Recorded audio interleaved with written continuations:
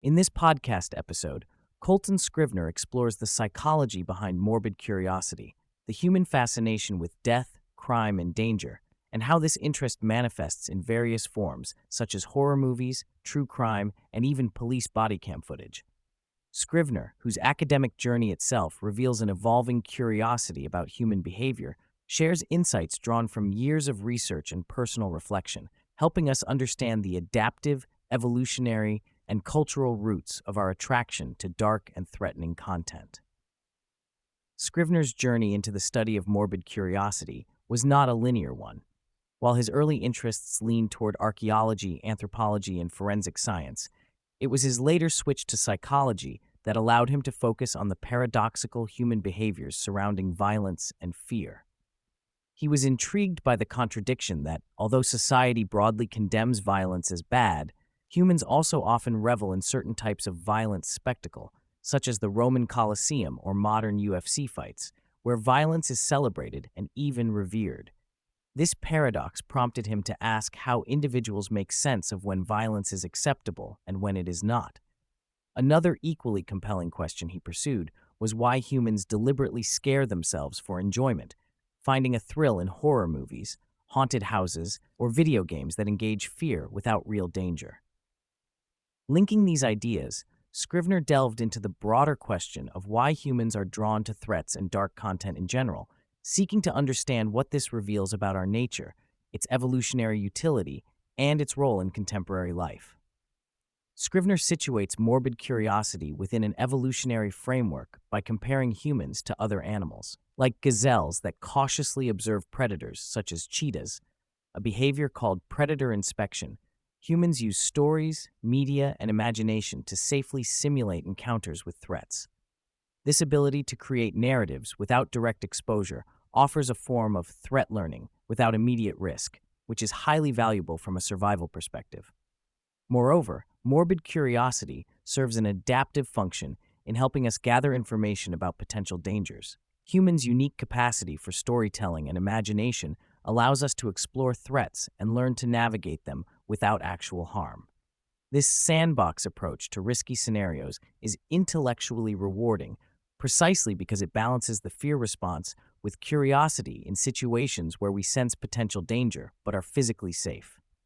Dreams further exemplify this function, as many theories suggest that dreaming allows us to rehearse threat scenarios offline. Anthropological studies indicate that threats frequently appear in dreams across cultures, reinforcing the idea that our minds are wired to process and prepare for dangers even while asleep.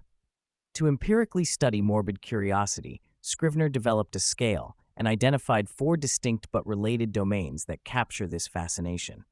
The first is direct violence, interest in witnessing violent acts unfold. The second deals with minds of dangerous people, encompassing a curiosity about the psychology and motivations of criminals, such as those explored in true crime media. The third focuses on the outcomes of violence, specifically bodily injuries and violations, which are crucial in understanding injury mechanisms and survival strategies. Lastly, the supernatural or paranormal domain taps into dangerous unknowns like ghosts, aliens, or occult phenomena, entities that provoke fear due to their ambiguity and perceived malevolence, reflecting humanity's historical attempts to explain mysterious threats. The common thread across these domains is threat itself. What could harm us, what we know or don't know about it, and how we might mitigate or prepare for it.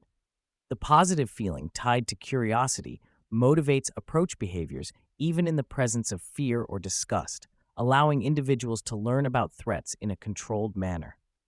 Scrivner's research also explores who is more likely to exhibit morbid curiosity. Personality traits explain about half of the variation in morbid curiosity, with psychopathy, particularly rebelliousness, showing the strongest correlation. Surprisingly, traits like disgust sensitivity are less predictive than expected because disgust primarily relates to infectious threats, while much morbid curiosity involves injuries or violence without infection risk. Gender differences are modest. Men tend to show greater interest in violence, while women lean toward fascination with dangerous minds, consistent with historical and social factors. Age influences morbid curiosity as well, with younger individuals showing greater interest. This aligns with evolutionary theory, suggesting that youth is a time for active learning about the world's dangers, while older adults generally reduce this drive once familiarity and experience are acquired. Morbid curiosity also appears to confer psychological resilience, as studies during the COVID-19 pandemic found that morbidly curious individuals were better equipped to handle the stress and uncertainty of that global crisis.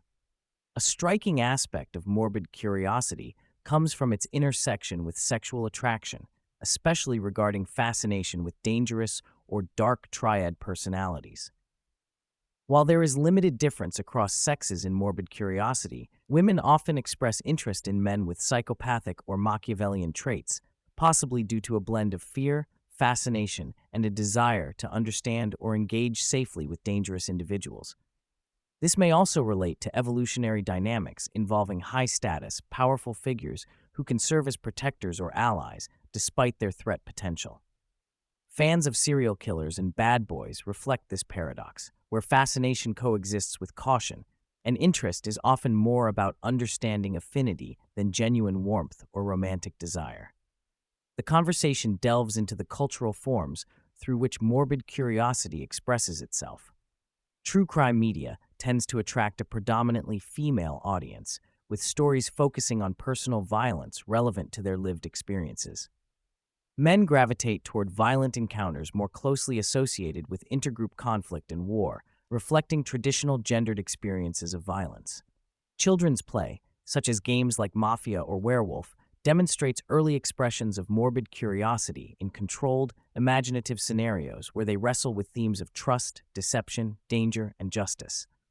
This mirrors adult interests in narratives involving violence, betrayal, and survival, but transmuted into safe, playful contexts. The rise of police body cam footage and other real-world violent content accessible through social media and YouTube exemplifies modern morbid curiosity's expansion, providing ambiguous, real-time glimpses into danger and conflict. This ambiguity, what truly happened, who was at fault, fuels the fascination as viewers attempt to make sense of threats from multiple perspectives. Scrivner also discusses horror as a genre specifically designed to engage morbid curiosity.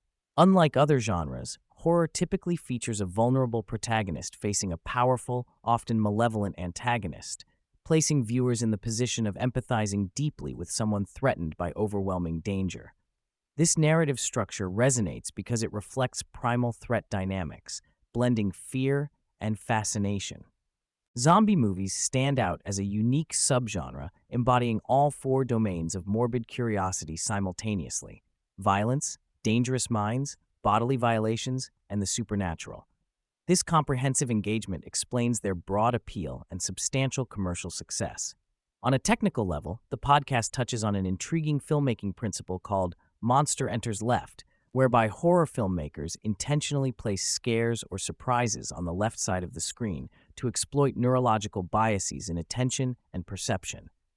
This tactic maximizes surprise and emotional impact by leveraging how our brains process visual information asymmetrically. Addressing concerns about violent media's effects, Scrivner notes that horror fans are not less empathetic than others. In fact, empathizing with the vulnerable protagonist is essential to enjoying horror, as the emotional engagement drives the thrill and catharsis.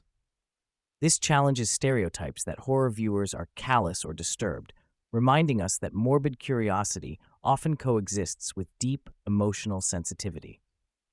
Regarding concerns about growing exposure to violent images in the digital age, Scrivner points out that true longitudinal studies are rare due to rapid technological changes.